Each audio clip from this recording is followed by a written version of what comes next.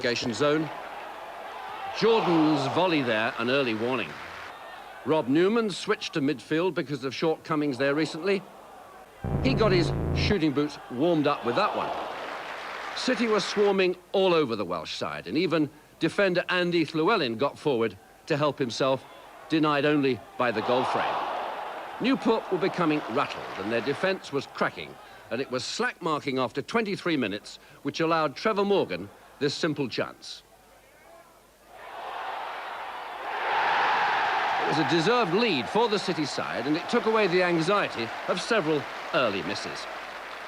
Alan Walsh was certainly enjoying himself.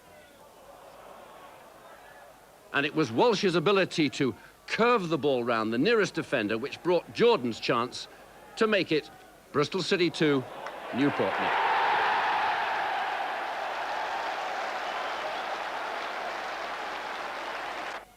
For a while after half-time, City faded, and Paul Giles managed to stretch Keith Waugh for the first time.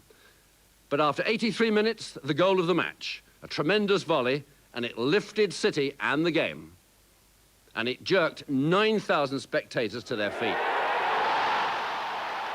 You don't see many goals as well struck as this, as powerful as this, from far out as this. You see where he is? There's the 18-yard line. He's about 12 yards outside that. He beats a good goalkeeper from that distance.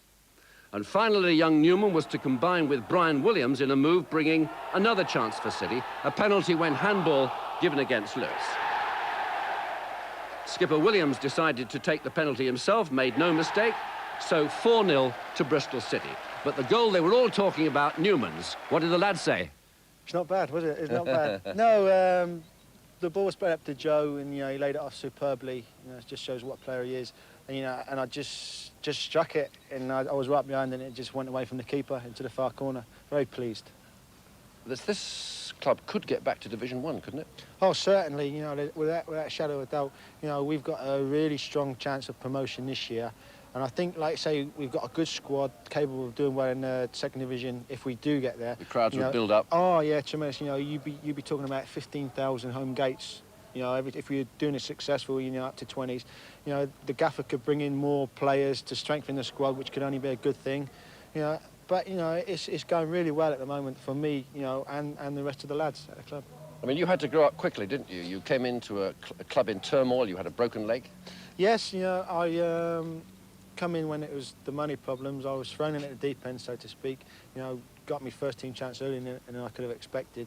But, you know, up until I had a broken leg a couple of years ago, when I was just beginning to play well then, so that set me back.